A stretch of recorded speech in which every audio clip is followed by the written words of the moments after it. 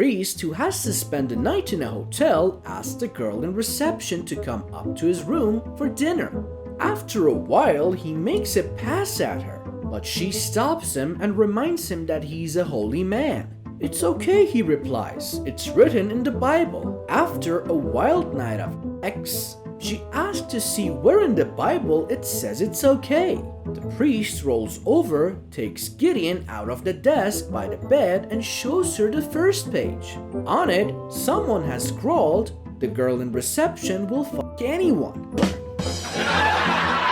Worked in a pickle factory. He had been employed there for a number of years when he came home one day to confess to his wife that he had a tremendous urge to stick his penis into the pickle slicer. His wife suggested that he should see an ex-therapist to talk about it, but Bill indicated that he'd be too embarrassed. He vowed to overcome the compulsion on his own. One day, a few weeks later, Bill came home absolutely ashen. His wife could see that at once, that something was seriously wrong. "What's wrong, Bill?" she asked. Do you remember that I told you how I had this tremendous urge to put my penis into the pickle slicer?" "Oh, Bill, you didn't." "Yes, I did." "My God, Bill, what happened?" "I got fired." "No, Bill, I mean what happened with the pickle slicer?" "Oh, she got fired too," the man says. This guy walks into the bar and sees a gorgeous blonde sitting on the bar stool all alone. So the guy sits down next to her and pulls a small box from his pocket. He opens it and there's a frog inside. The blonde says he's cute. But does he do tricks? The guy says yes, he licks girls' cats. So after talking with her for several minutes, he convinces her to come with him to his apartment. They get there and she takes all her clothes off, gets into bed, and opens her legs. The guy sets the frog right between her legs and it just sits there not moving at all. The blonde says, "Well, what's up?" The frog still does not move. So the guy leans over to the frog and says, "All right, I'm only going to show you how to do this one more time." Old retirees were talking about naughty acts in a cafe. When they finished, the two retirees paid their bill and leave the cafe. The young man sitting next to them has overheard the conversation and smiles to himself, thinking it would be quite amusing to see two old retirees going at it. He gets up and follows them. Sure enough, he sees the two old retirees near the factory. The little old lady pulls off her panties and lifts up her dress. The old man pulls down his pants and grabs the lady's hips, and the little old lady then reaches for the fence. Well, what follows is 40 minutes of the most athletic acts the man has ever seen.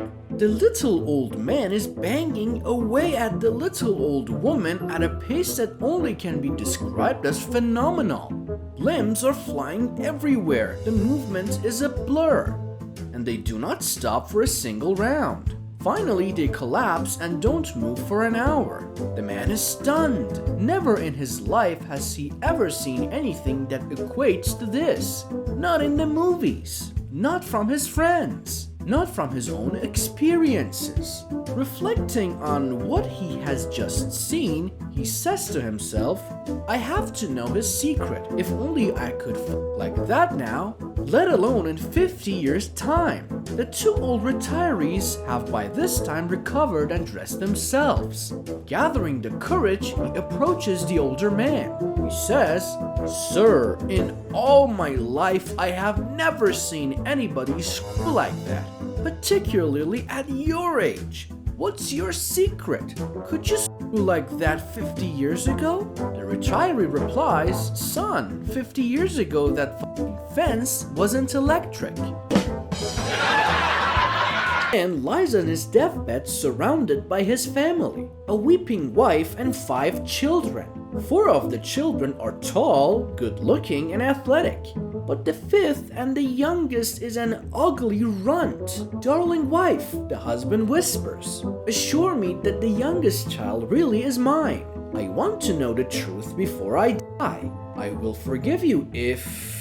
The wife gently interrupts him. Yes, my dear, absolutely no question. I swear on my mother's grave that you are his father. The man dies happy. The wife mutters under her breath, thank God he didn't ask me about the other four. And returns home early from work one afternoon to find his wife spread out on the bed, puffing and panting. What are you doing? The man inquires. She stammers back. I think I'm having a heart attack. Oh, cries the gullible husband. Quick, I'll call an ambulance. He runs downstairs, picks up the phone and begins dialing 911. When his son, little Johnny, appears, sobbing his little heart out. What's the matter, son? Asks the father. Uncle James is in the closet with no clothes on, Daddy, replied his tearful toddler. Enraged, the man runs back upstairs, flings open the wardrobe and finds his brother there absolutely naked, just as his son had said. You bastard, Jim, screams the man. My wife is over there having a heart attack and you're running around naked, scaring Johnny.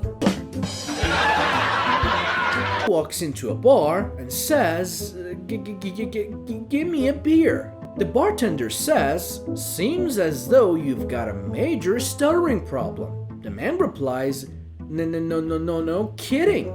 The bartender says, I used to stutter, but my wife cured me. One afternoon, she gave me oral 3 times in a row, and I haven't stuttered since. The man says, that's great to know. A week later, the same man walks into the bar and says, give me a beer. The bartender says, why didn't you try what I told you? I did, said the man. It just didn't work. But I must say, you have a really nice apartment. How to impress a woman.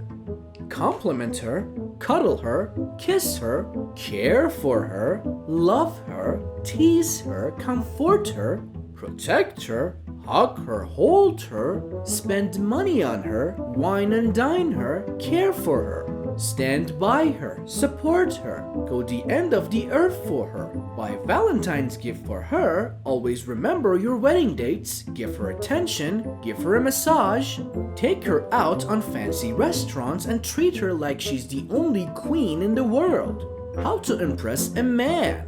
Go up to him without clothes. A little girl and a little boy were at the park with their pants pulled down. The little girl asked the little boy, what is that?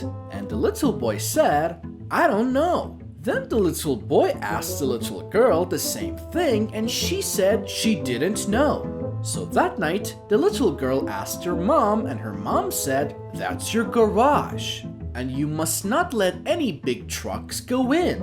Meanwhile, at the little boy's house, the little boy asked his dad what it was, and his dad said, that's your big truck, and you must not park it in any garage. The next day, the boy and the girl pulled their pants down again. But this time the girl went home with blood on her hands. Her mom screamed and asked why she had blood on her hands. The girl said, the boy tried to put his big truck in my garage, so I pulled his 2 back tires off.